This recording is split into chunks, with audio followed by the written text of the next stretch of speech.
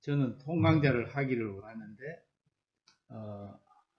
가정의 달이 되니까 본문이 꼭 가정의 달에 맞는 그런 본문과 성경이 정해지는 것 같아요. 그래서 이게 웬일이지? 참 하나님 말씀이 참 우연히 아니. 이번 주에 이제 우리가 어버이 주를 지켜 지난주에도 또 이제 자녀 교육에 대한 이야기들을 사사기 통해서 다음 세대를 키우는 문제 지금 이야기하지 않았습니까? 그래서 이번 주에는 이제 부모들의 것이나 또 그것이 또 어떻게 영향을 미치는지 룻기서를 통해서 좀 살펴보려고 합니다. 제가 한 주간 내내 룻기서를 붙잡고 고민을 했습니다. 책도 읽고 또 본문을 보기도 하고 지금 먹고 자고 그다음에 운동하는 것 외에는 계속 룻기서를 붙잡고 고민을 할 수 있는 그런 기회를 주신 것을 위해서 참 감사를 드리고요. 이 룻기서를 이제 우리가 부분은 보지만 또 전체로 이렇게 볼 수 있는 기회가 없었는데 또 이렇게 전체적으로 볼 수 있도록 저도 뭐 이미 뭐 여러 차례 강의도 하고 이랬지만 설교도 하고 있지만 이렇게 전체적으로 여러분 덕분에 또 안락 하나교회 덕분에 제가 공부를 많이 하게 돼서 너무 감사합니다. 룻기서를 이제 어떤 히브리어 성경 사본에는 룻기서가 사사기와 룻기서 이렇게 이제 구성이 된 것도 있고요.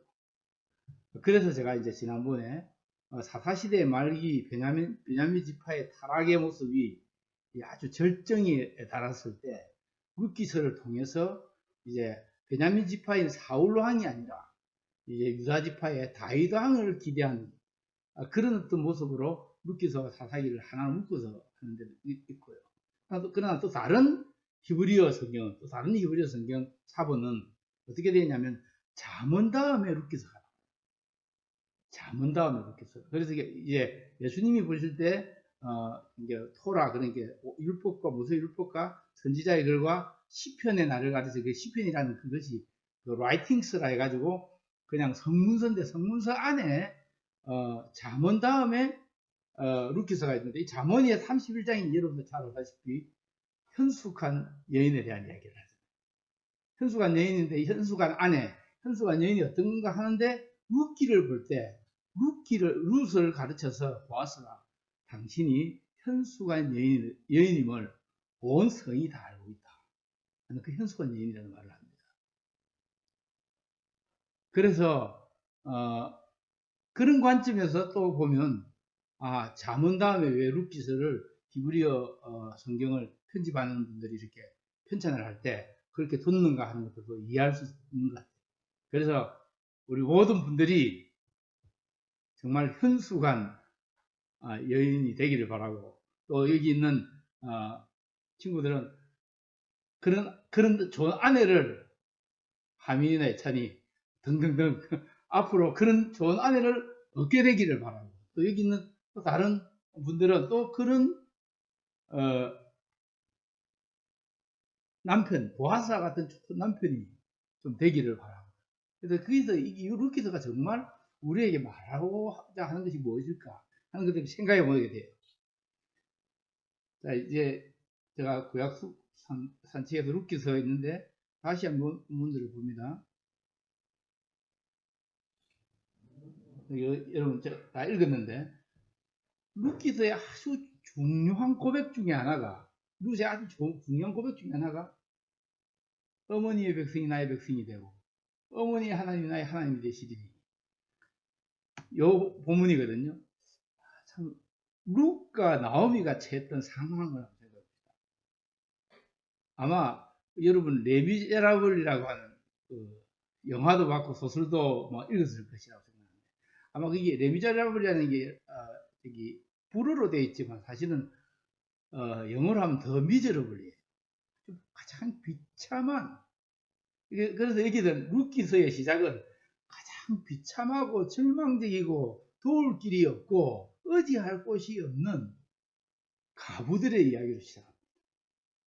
그 당시에 가부는 지금처럼 노령연금이 나오는 데도 아니고 또 연금이 보장되어 있을 때가 아니기 때문에 과부는 가장 사회계층에 제일 밑바닥에 사닥다리 있는 사람이 과부였습니다.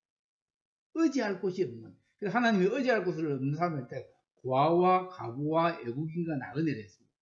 근데 여기에 과부와 외국인, 그리고 완전 과부 잔치를 하잖아요. 처음에 시작할 때.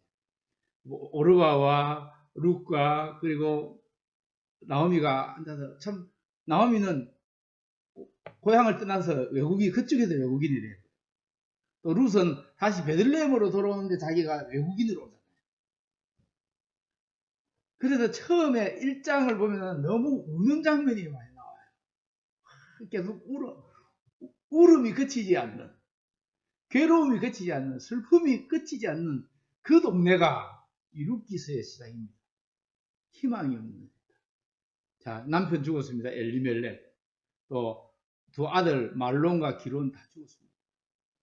그리고는 3명의 가부만 덩그러니 남았습니다.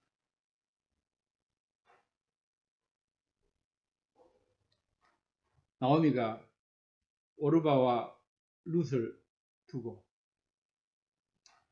너희들 아직 젊으니까 돌아가서 너희 모압 땅에 가서 그 모압 땅에 있는 젊은 사람을 만나가지고 결혼해라. 너희들 아직 희망이 있지 않냐.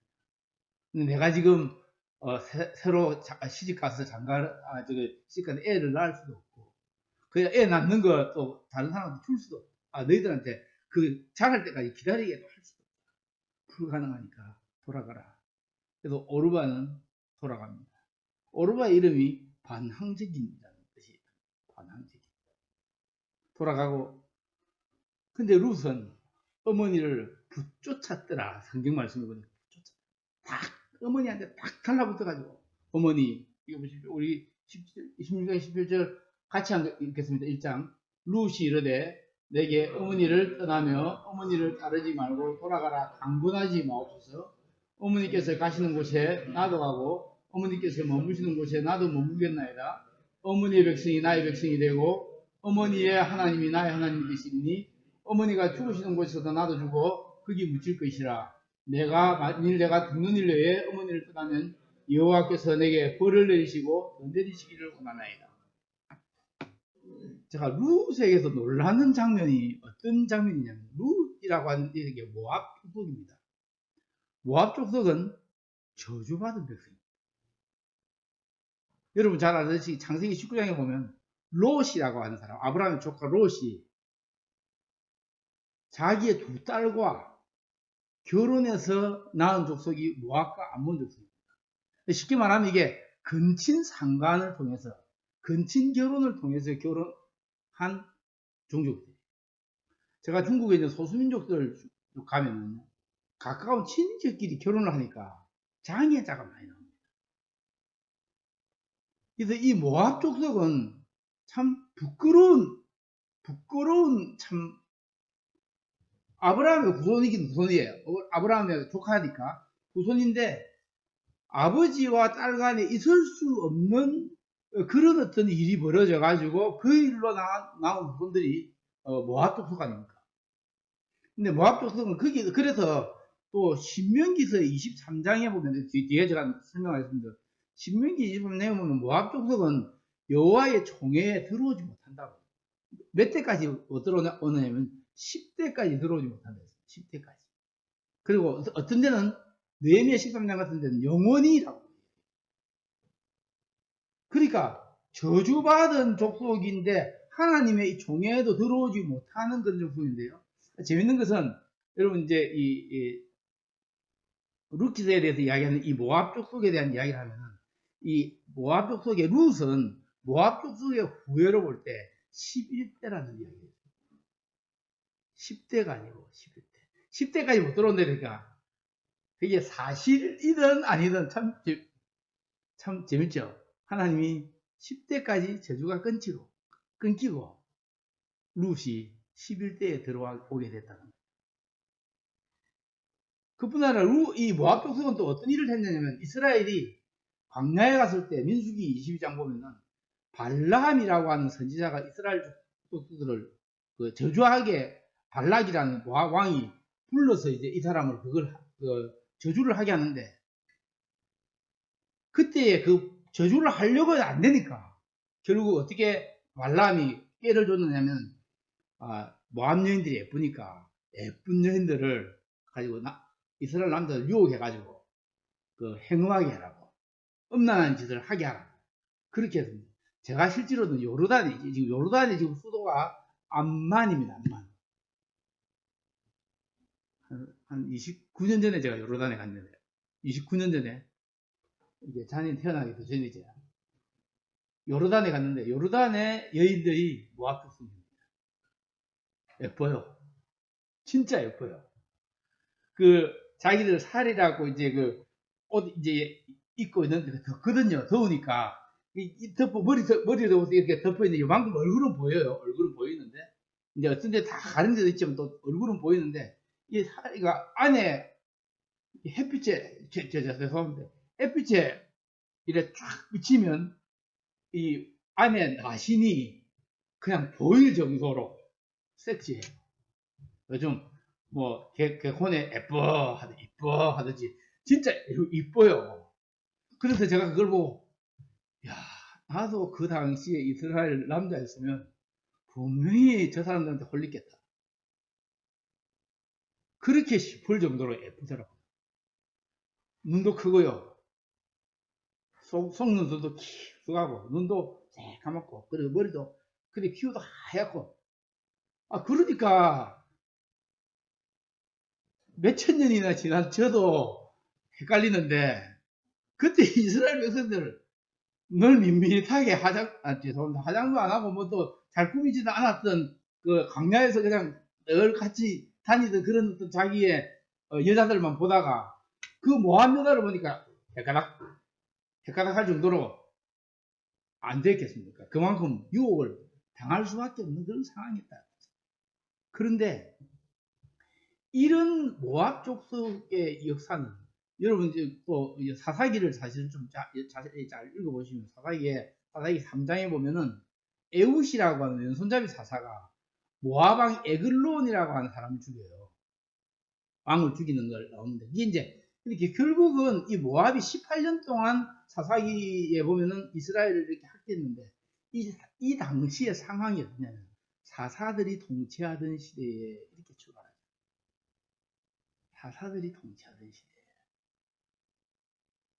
참, 사사기가 우리가 잘 알지, 사람들이 자기가 스스로 왕이 되려 하고 하나님은 왕 삼지 않는 시대였잖아요.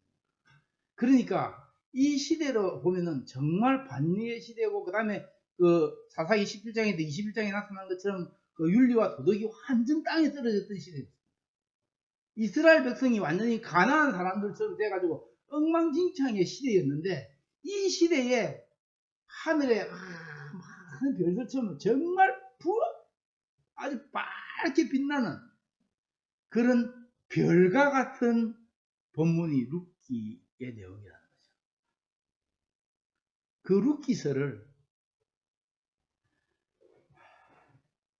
그때 봅시다. 이 룻이 이제 그다음 본문들 조금 보고, 시간이 없으니까 조금 이따가 하고. 자, 저기 룻기서 4장 2장 10절에서 12절을, 자, 여기 세 사람이 한번 읽어보자. 여기 제일 우리 젊은 세 사람, 크게, 자, 네, 3명 시작. 시작.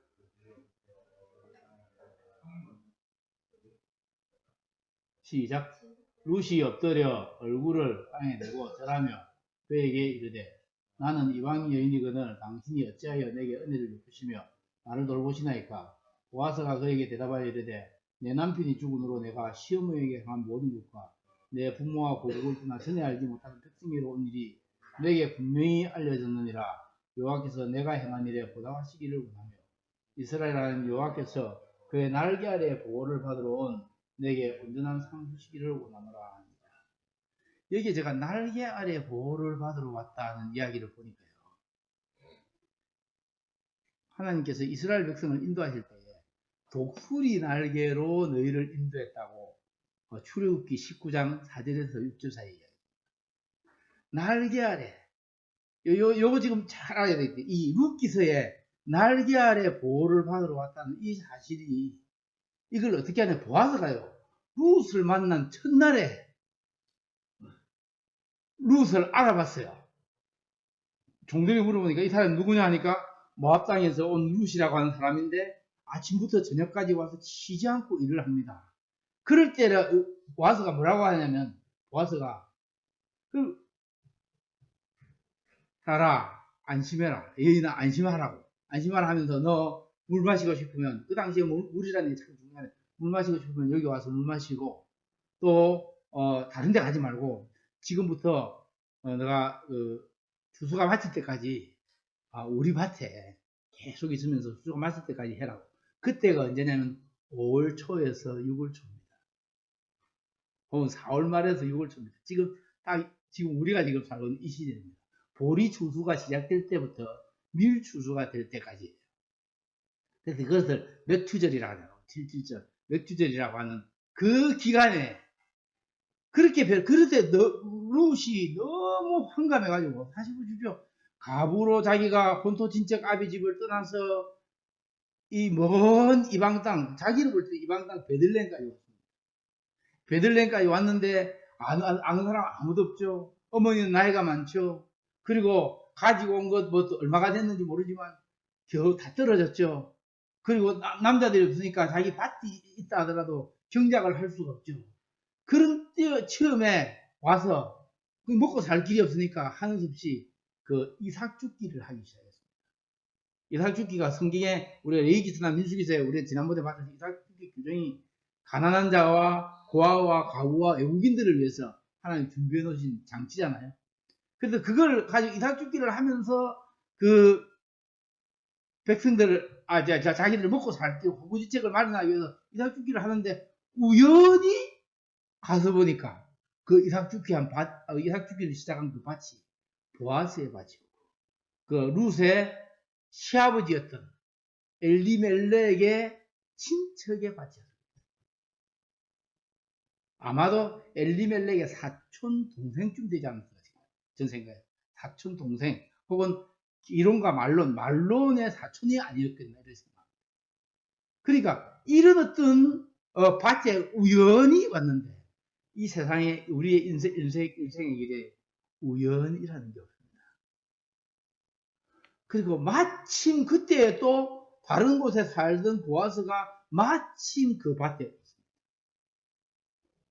그래서 룻을 보고는 첫눈에 이 여인이 누구냐, 그러면서 너 물 마시고 싶으면 우리 떠나던 물 마시고, 그리고 나중에 점심시간이 되니까 점심 때 너 우리 집에 와서 좀, 우리 여기에 준비한 점심이 있으니까 같이 먹자고. 그렇게 할 때 룻이 엎드려서 얼굴을 땅에 대고 절하면서, 나는 이방 여인이잖아요. 당신이 어째 내게 은혜를 베푸시면 나를 돌보시나이까? 보아스가 그에게 대답하되, 내가 시어머니에게 행한 모든 것과 너의 부모와 고국을 떠나 알지 못하는 백성에게 온 일이 내게 분명히 알려졌습니다. 룻이 이런 며느리 얻으면 우리 장로님들, 집사님들, 또 우리 성공입니다. 이런 며느리, 어머니의 하나님이 나의 하나님이 되고 어머니의 백성이 나의 백성이 될 것이다. 그러면 외국 아내를 얻어야 되겠네요. 그러니까 너무 깊이 생각하지 마시고 제가 지난 한 주간 내내 이 본문을 계속 묵상하면서, 하나님, 우리 두 아들 루카 같은 아내 얻어야 되는데, 어떻게 할까요? 하나님 도와주세요. 제가 계속 그런 마음으로, 여러분들 중에 보니까 우리 장로님, 집사님들 집에 또 아이들 시집 장가 가야 될 애들이 많잖아요. 그러면서 제가 우리 아들이 이런 현숙한 여인을 볼 수 있는 눈이 있는 아들이 되게 돼요. 제가 이런 기도를 드렸어요. 그 사람의 외모가 아니라, 그 사람이 가진 것이나 지위가 아니라, 요즘은 외모 지상주의 시대잖아요. 돈키호테라든지, 돈키호테 이제 돈 많고 키 크고 호탕하고 테크닉 좋고, 여자들은 미모, 남자들은 또 미모를 본대. 미모는 미리 많이 모아놓은 거 그거 아니에요. 자, 그 다음에 이게 이제 보면 암탉의 그늘 아래 하나님 날개 그늘 아래 룻기서는 우리 같이 읽습니다. 시작. 룻기서는 여호와의 한량한 은혜와 끊임없는 사랑의 속성을 보여주며 이스라엘 역사의 가장 위대한 지도자인 다윗과 더 위대한 그의 후손 예수 그리스도가 어떻게 등장하게 되는지를 보여주는 역할을 합니다. 자, 다윗의 조상 가운데 모압 여인인 룻이 어떻게 메시아 교회에 들어오게 되는지 그 실마리를 제공합니다. 히브리서 사본들 가운데 상당한 부분들에서 룻기서는 자문 다음에 위치하는데 이것은 아마 룻기가 이 상징인 현수간 여인을 결론임을 강조합니다. 그래서 제가 거기에 룻기서가 자문 31장의 어떤 결론이다. 그렇게 제가 말씀을 드렸습니다. 룻기서 보고. 룻기서도 보면은 이게 참 이 구조가요. 이게 꼭 교차 대칭 구조인데 나오미가 너무 늙어서 인디할 수 없다고 1장에 말했는데 마지막에 보면 나오미에게 아들이 있어요.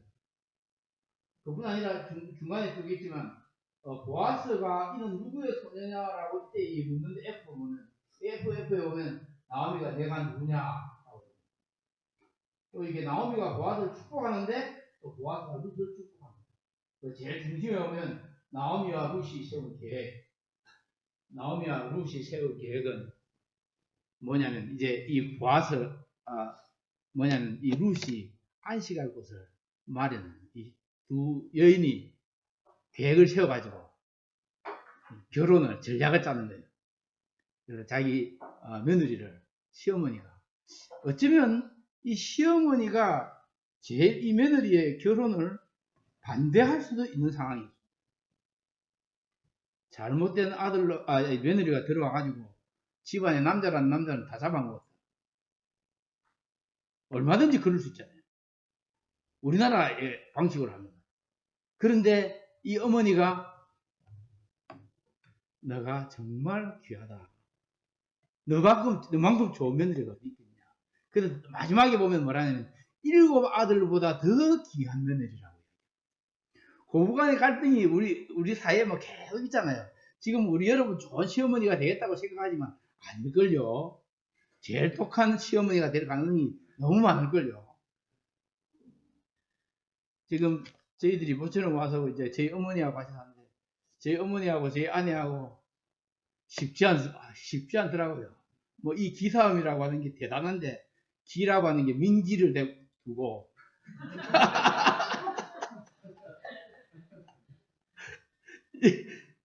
그런데 여기에 이 나오미와 룻은 정말 기사음이 아니고 정말 어머니를 정말 귀하게 대하고 며느리를 정말 7 아들보다 더 귀한 딸로 대하고 이게 되는 집안의 모습 아니겠습니까? 안 되는 집안은 안 될 놈은 안 돼. 그건 알 수 없고요.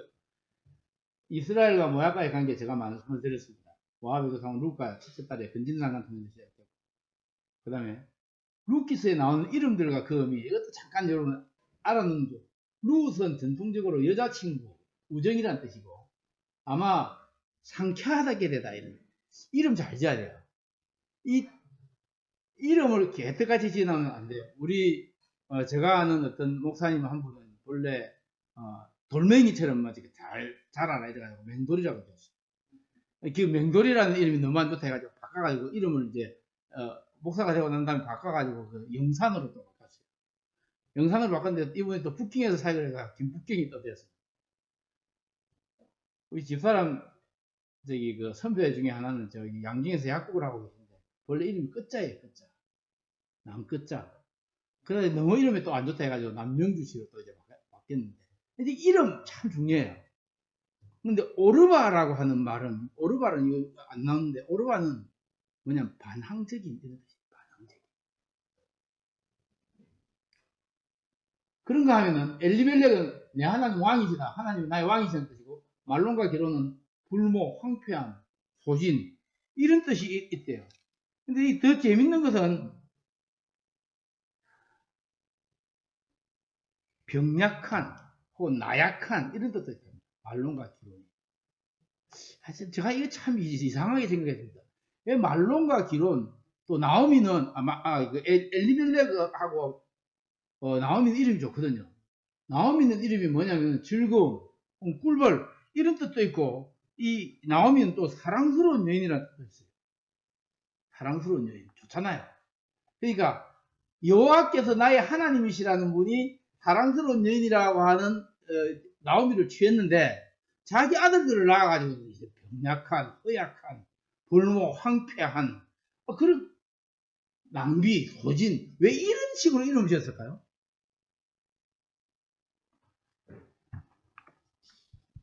여러분, 이스라엘의 이름은 부모의 기대를 담고 있습니다. 부모의 기대. 그런데 저는 생각하기에 제 개인적인 생각입니다. 저는 생각하기에 말론과 기론을 낳고 난 그 시점에 아마 엘리멜렉과 나오미가 너무 힘든 세월을 안 보내겠나 생각합니다.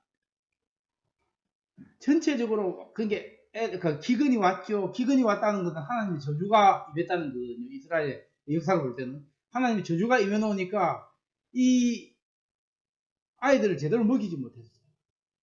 애들이 건강하지, 산모도 건강하지 않은 애들도 건강하지 않을 수 있어요. 그러니까 병약하고 허약한 아가 났어요. 그래서 그런 어떤 마음을 담아서 이름을 지었지만 저 생각에 이 이름 한번 잘못 지으면 평생 문제가 생겨요. 여기에 나의 하나님 왕이시다고 했으면 왕이 태어날 베들레헴을 떠나지 말아야 돼요. 근데 베들레헴을 떠나서 또 이방 땅으로 갔다고 하는 거예요. 근데 거기에서 또 며느리를 봤는데 며느리가 전부 다 또 외국 며느리를 다 봤어요. 오르바 그리고 룻을 봤습니다. 저는 그래도 이 엘리멜렉이 하나님을 왕 삼지 아니하고 그 모압 땅으로 간 그 사실에 대해서 하나님이 엘리멜렉을 데려가시고 또 말론과 기론을 데려가시고 끝나면 말론과 기론이 죽고 나자 나오미가 정신이 부쩍 들었습니다. 고향으로 돌아가야 되겠다. 그러면서 나오미가 무슨 생각을 했느냐면 하나님이 이스라엘의 긍휼을 베푸셨다는 이야기가 있어요. 그 말은 무슨 말이냐면 이스라엘의 풍년이 왔다. 떠나온 그 이스라엘의 베들레헴에 곡식이 풍성한 그런 어떤 새로운 투수기가 왔다는 것을 나오미가 알게 됐습니다. 그것을 깨닫고 난 다음에 돌아가야 되겠다. 여기에 있던 생활이 어떻든지 간에 돌아가야 되겠다. 이 돌아간다는 이 말이 1장에 보면 너무 잘 들어요. 1장에 돌아간다. 여러분, 돌아간다는 것은 회개한다는 뜻입니다. 우리 조상이 임했던 어떤 저주, 우리 가족에게 있었던 어떤 저주라 하더라도 내가 여호와 하나님께로 돌아가야 됩니다. 그런데 그 돌아가겠다 할 때에 오르바는 보이는 것을 쫓아서 자기 고향으로 돌아갔습니다. 근데 룻은 어머님의 하나님이 나의 하나님, 어머님의 백성이 나의 백성이 될 것이다. 여기에 결단의 두 요소. 제가 이제 룻 이야기 볼까요? 룻기서 보고요. 자, 룻이 이제 구조는 아까 우리가 했지만 대충 이런 식으로 나오는데 한번 룻에 대한 몇 가지. 룻의 인격적인 성품상의 특징이래 가지고 한번 하나씩 읽고. 첫째, 올바른 결단과 선택. 우리 인생에 참 중요한 것은 순간의 선택이 영혼을 잡아. 인생에 진짜 중요한 선택을 해야 될 때가 있는데 그것은 여호와 하나님을 나의 하나님으로 보시는 결단. 제가 저희 집사람에게 참 감사하는 것은 집사람이 저희 후배들 선교사들을 모아놓고 부인들을 모아놓고 내가 내 평생에 제일 잘한 선택이 세 가지가 있다. 첫째는 내가 예수님을 주로 모시고 예수님을 믿게 된 것, 이거 잘한 선택이야. 두 번째는 내가 하민기하고 결혼한 거야. 그 말이 진심인지 아닌지 모르겠지만 후배들에게 그래 이야기했어요. 세 번째는 내가 중국에 선교사로 간 거야. 제가 그 말을 들었을 때 천군만마를 얻은 것 같이 제가 기쁘지 않았겠습니까? 사실은 우리 고등학교, 저희가 고등학교 다니까 대학 가던 그 시절에 저희 집사람과 저하고는 우리는 그 당시 예비고사라 했는데 예비고사 성적이 한 100점쯤 차이 났어요. 저희는 지금으로 하면 수능 1등급이면 저는 한 7등급, 8등급 정도 안 됐을 거예요. 그런 정도의 레벨의 분이 그 당시에 부산대학교 약대가 저기 부산의대보다도 성적이 높았습니다. 집사람 성적으로는 서울대학 들어갈 수 있을 거예요. 근데 이 하민기를 이게 하나님 은혜인데 하민기를 선택해가지고 이과에서 제일 공부를 잘했어요. 수석했으니까. 근데 복잡한 이야기는 하지 말고 하여튼 그랬는데 올바른 결단과 선택이 영혼을 좌우합니다. 룻이 어머니를 따르겠다는 이 결단. 또 어머니의 하나님을 따르겠다는 이 결단. 또 어머님의 백성이 나의 백성이 된다는 이 결단. 이것이 여러분 인생에 여기 우리 젊은 분들도 있고 여러분 인생에 아주 중요한 결정을 내려야 될 때 정말 결정을 잘 내려야 돼요. 그래서 뒷사람에게 제가 한 번씩 물어, 여보 당신 생각에 왜 나를 선택한 거 잘했지? 또 중국에 선교사 간 게 왜 잘했다고 생각하지? 그러니까 자기가 와서 보니까 자기 동기들이나 선배들은 막 약국에 같이 가지고 평생을 살아서 뭐 돈을 많이 벌어가지고 뭐 빌딩을 산 사람도 있고 이렇지만 자기는 저를 따라다니면서 중국도 가고 미국도 가고 또 태국도 하고 온 세계를 다 돌아다니면서 또 언어도 중국어로 영어로 뭐 한국어로 다 할 수 있으니까 너무 인생이 풍성해졌다는 거예요. 그래서 그런데 이제 한 번은 이제 우리가 중국에서도 근데 좋은 차들이 많거든요. 좋은 차들이 많은데 차들이 너무 많이 밀려가지고 고속도로가 주차장처럼 고속주차장이 되어있거든요. 여보 우리는 저렇게 많은 차 중에서 차도 하나 없네요. 이래 이야기 하거든. 그럴 때 제가 하는 말이 그게 다 남편 덕이지.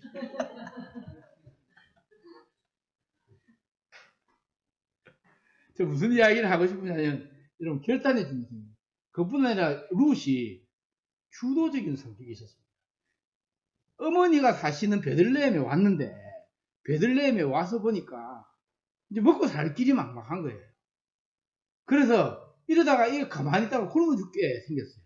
그때 룻이 2장 이전에 뭐라 말하냐면 룻이 나오면에게 이르되 원하건대 내가 밭으로 가서 내가 누구에게 은혜를 입으면 그를 따라서 이삭을 주겠나이다. 주도적으로 이 일을 하겠다는 거예요. 주도적으로. 이해하시겠죠?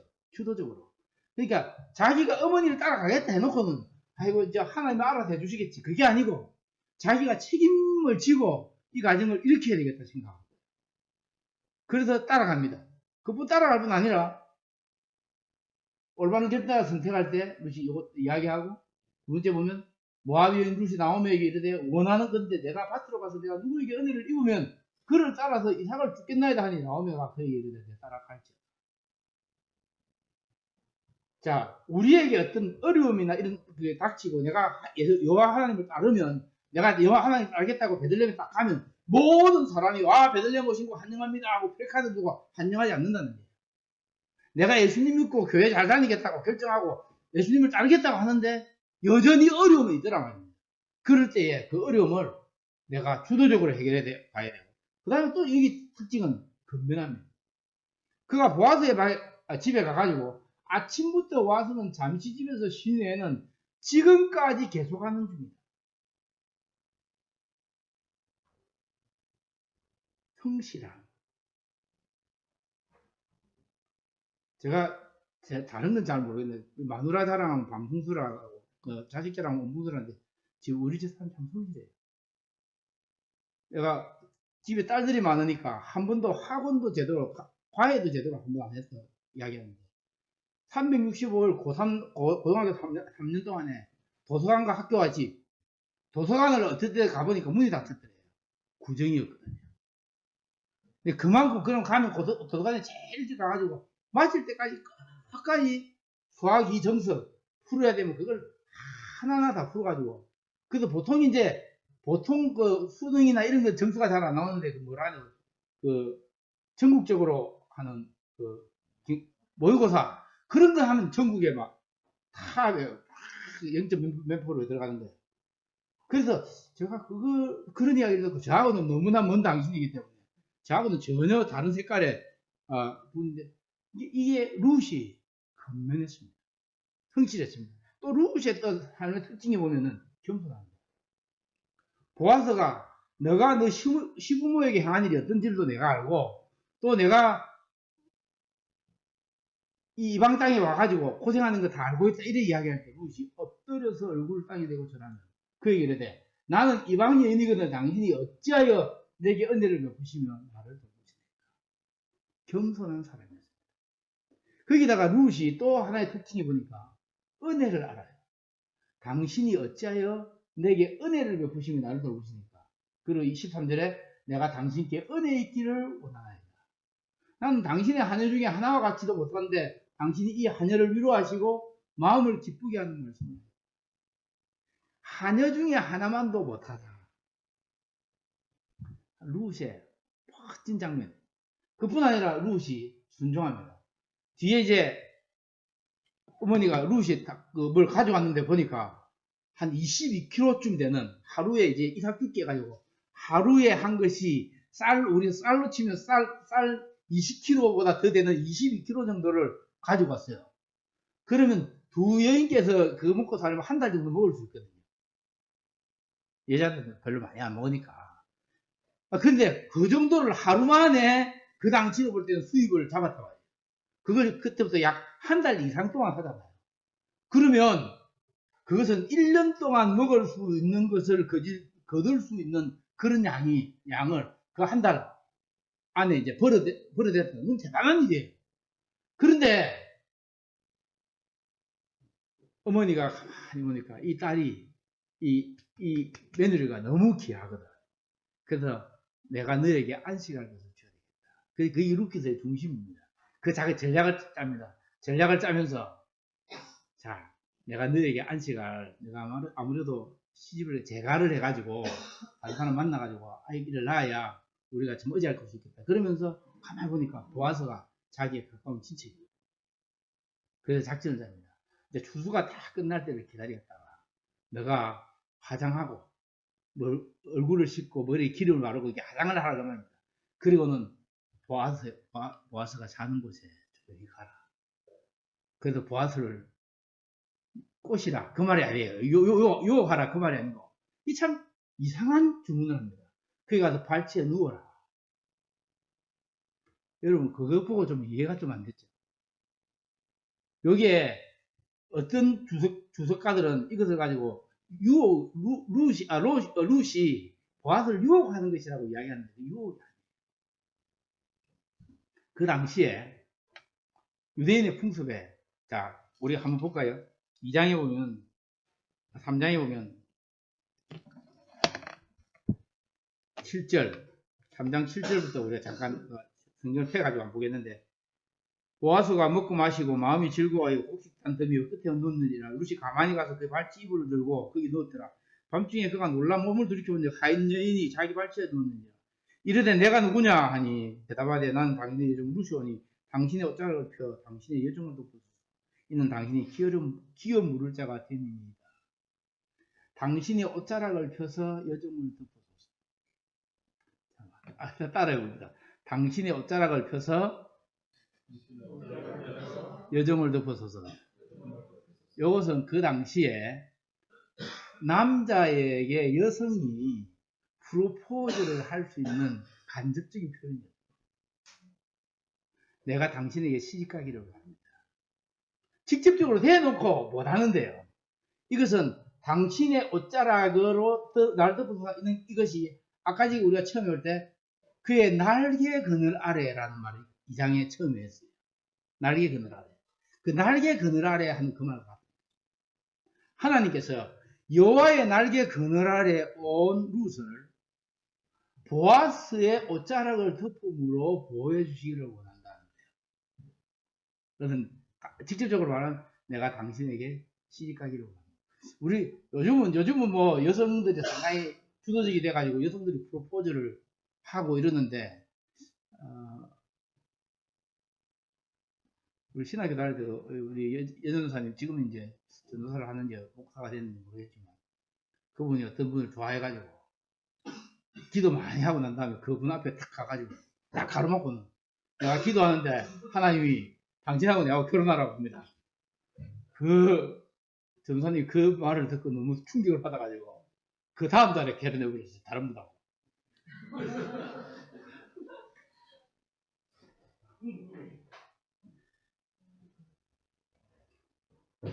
룻이 지금 이 이야기는 상당한 용기가 필요한 이야기.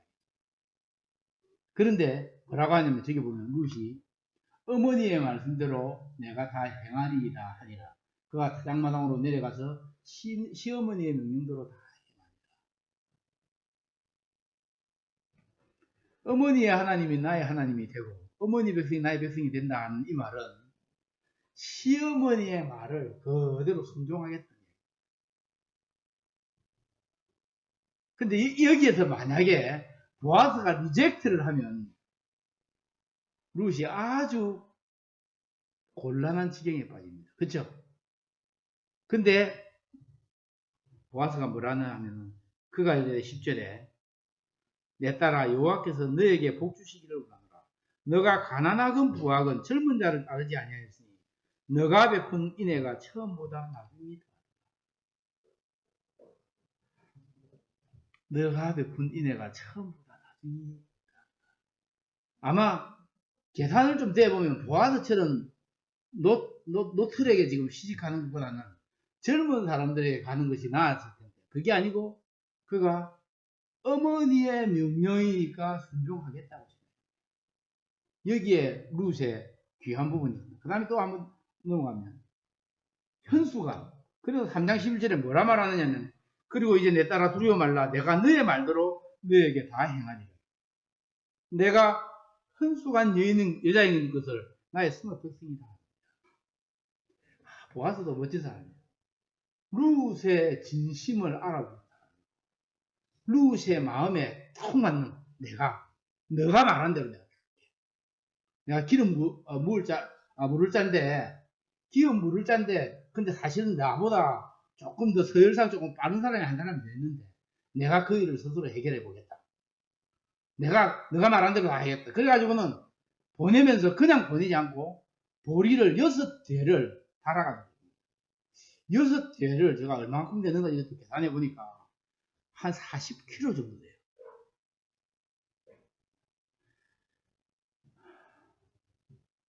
그리고는 아무도 보지 않게 새벽에 가라. 괜히 우리가 스캔들에 휘말릴 수 있기 때문에 새벽에 가라. 그렇게 보내놓은 다음에, 그 다음에 바로 즉시로 보아스가 성문으로 갑니다. 성문에는 그 당시에 그 모든 재판이나 법적인 상업적인 것들이 다 성문에서 이루어졌습니다. 성문에 있는데, 성문에서 있으면서 장로들을 불러 모읍니다. 장로들이 결정하는데, 장로들이 의결 정족수가 10명이에요. 10명의 장로를 부르고, 그리고 기다리니까 보아스보다 서열이 앞선 그 자기의 기업물을 첫 번째 서열의 사람이 오고 있습니다. 그를 불러요. 그래서 보아스가 제안합니다. 자, 여기 많은 이제 장로님들이 이렇게 법정을 열어가지고 증인이 되는데, 당신 결정을 하세요. 우리 친척인 엘리멜렉의 아내인 나오미가 그의 자부 룻을 데리고 왔는데, 당신 엘리멜렉의 밭을 사기를 원하십니까? 가만히 생각해보니까 뭐 굴러오는 호박이 능굴째 굴러오는 거잖아요. 그래서 내가 하죠. 이렇게 했는데, 그 대신 그 다음에 보아스가 두 번째, 이것은 책임이 따르는 일입니다. 당신이 그 집의 며느리를 아내로 삼아야 되고, 그 다음에 아내를 삼고 거기서 아이가 나면은 그 아이의 명의로 이 밭을 다 그 아이의 명의로 넘겨줘야 됩니다. 그리고 당신은 이런 책임까지 떠맡아야 됩니다 하고 이야기를 하니까, 이 친구가 가만히 생각해보니까 실컷 밭에 씨를 뿌려놓고 자식을 낳으면 그 결과가 다른 집으로 갈 것 같거든요. 손해가 오겠다 싶으니까 난 안 하겠어. 그래서 그러면 신발 벗어가지고 증거 삼으세요. 그게 이제 신발 은혜이라는 게 나와요.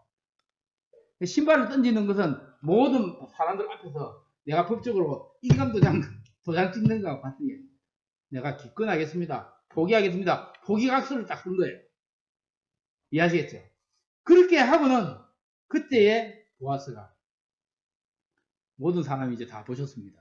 제가 그 기업 물을 자에 바로 다음 순서이기 때문에 내가 이제부터 이 룻을 나의 아내로 삼고 룻에게 나는 아내를 엘리멜렉과 말론과 기론의 이름으로 내가 권리 양도를 하겠습니다.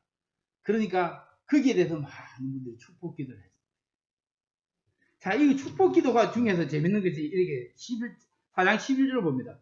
성문에 있는 모든 백성과 장로들이 이르되 우리가 증인이 되나니 여호와께서 너의 집에 들어가는 여인으로 이스라엘 집을 세운 라헬과 레아 두 사람 같게 하시고 내가 에브라스에서 유력하고 베들레헴에서 융하기를 원하며 여호와께서 이 젊은 여자로 말미암아 너에게 상속자를 주사 너의 집이 다말이 유다에게서 나아진 베레스의 집과 같게 하기를 원한다.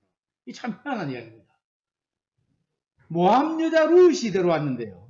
룻이 들어왔는데 여기에 무슨 이야기를 하냐면 당신이 이스라엘을 처음 시작한 라헬과 레아가 이스라엘의 12지파의 조상의 어머니들이잖아요. 이해하시겠죠? 뭐 빌하와 실바도 있지만 이 12지파의 조상인데 이 12지파의 조상에 들어가기를 원하며 저 레아에게 네 번째 아들이 유다입니다. 이해하시겠죠? 근데 또 유다는 이게 왜 이거 이야기냐면 유다는 다말에게서 베레스를 낳았습니다. 이해되겠습니까? 며느리에게서 베레스라는 걸 낳고 그 조상이 나오고 그 다음 또 보면 이 12절에 보니까 내 집에 다말이 유다에게 나온 베레스일 것 같게 하기를 참 할렐루야. 이것이 마태복음 1장 1절에서 17절의 족보에 다 있죠. 유다가 다말에게서 베레스를 낳았죠.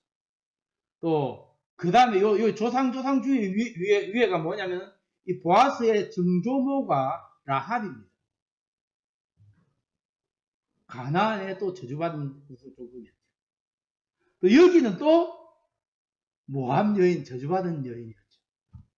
하나님의 은혜가 참 희하고 놀랍습니다. 자, 저는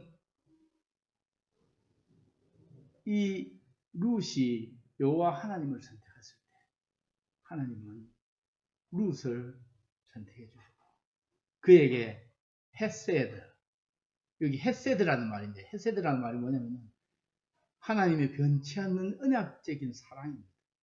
사랑과 인애와 자비를 베풀어 주시는 그것이 헤세드라고 하는 언약적인 사랑이라는 얘기입니다.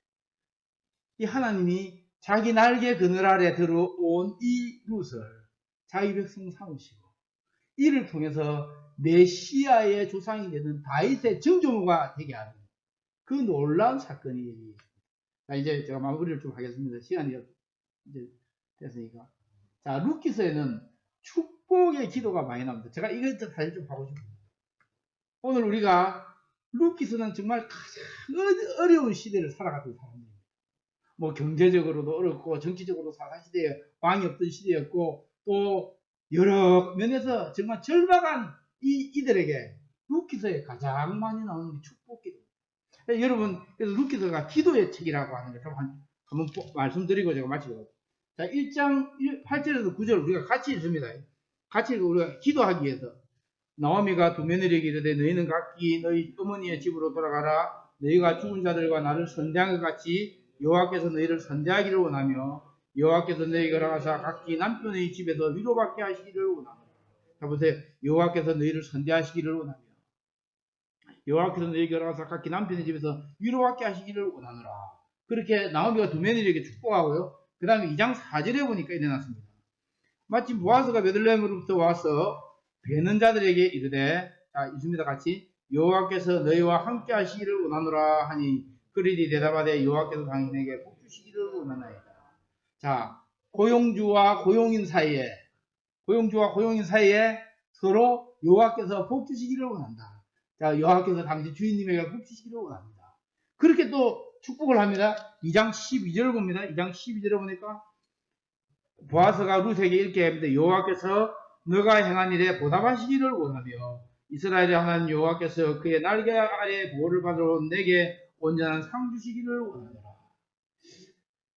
참 시대가 암울하고 각박할수록 우리가 서로에 대해서 축복하는 말, 부부간에도 서로 격려하고 축복하는 말, 부모와 자식 간에도 격려하고 축복하는 말, 교인들 간에도 서로 격려하고 축복하는 말, 여호와께서 복 주시기를 원합니다. 여호와께서 복 주시기를 원합니다. 여호와께서 위로 주시기를 원합니다. 이래야 이게 되는 집안인데요. 둘이서 피 터지게 싸우면 이건 되는 집도 안 돼요. 그다음 보세요. 2장 19절에서 20절 또 보면 이래요. 19절에 20절 보면 시어머니가 그에게 이르되 오늘 어디서 주었느냐 어디서 일을 했느냐 너를 돌본 자에게 복이 있기를 원하노라. 그 다음에 20절에 보니까 나오미가 자기 며느리에게 이르되 그가 여호와로부터 복받기를 원하노라. 그가 살아있는 자와 죽은 자에게 은혜를 그치지 아니하도다. 참 복받기를 원하노라. 이 며느리가 뭐 많이 가져온 거 보니까 누구가 참 구대를 해줬는데 그게 누구냐? 그게 보아스라는 걸 알게 됐어요. 그런 다음에 3장 10절에 보아스가 또 룻을 축복합니다. 10절에 보니까 그가 이르되 내 딸아 여호와께서 내게 복 주시기를 원하노라. 너가 가난하든 부하건 젊은 자를 따르지 아니했으니 내가 베푼 이내가 처음보다 더하다. 그런 다음에 4장 11절에서 12절 같이 봅니다. 같이 읽습니다. 시작.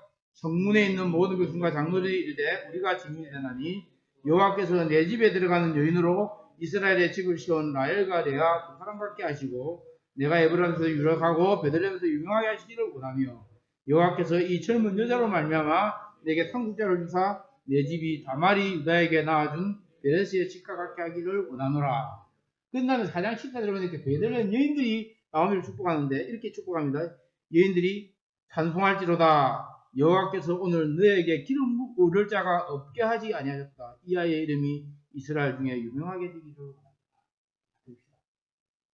사사들의 시대입니다. 서로 동족 간의 상잔이 일어나고 서로 죽이고 또 못 잡아먹어서 어르렁거리던 시대입니다.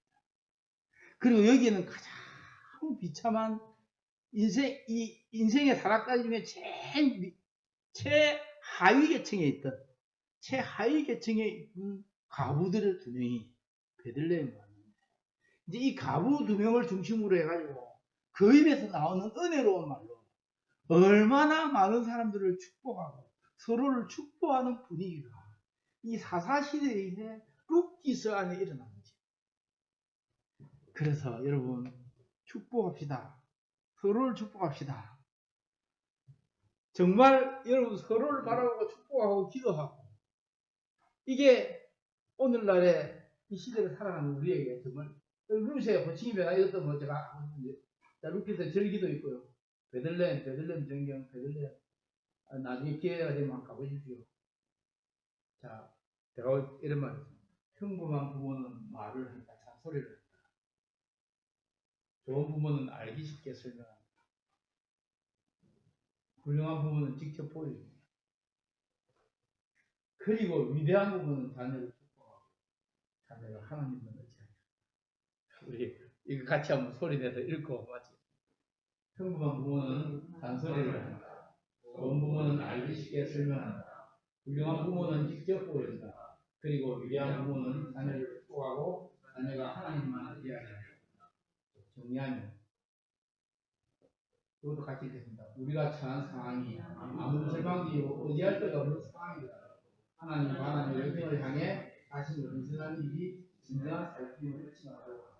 이제 보아스의 예배의 사랑은 예수님께서 우리 한 사람을 향한 사랑의 모델입니다. 나를 왕같은 축복, 저사장 나라 불평등한 하나님 그분의 사랑에서 나의 주변의 형제 자매에게 언약적 사랑을 베푸는 사람입니다. 번째, 하나님 은혜의 사랑을 받은 백성들이 서로를 향해 축복하고 이내와 다 세세대로 서로를 축복하는 것이 하나님의 나라가 이 땅에 하나님의 뜻이 하늘에서 이룬 것이 하나님이 이루어지는 책임을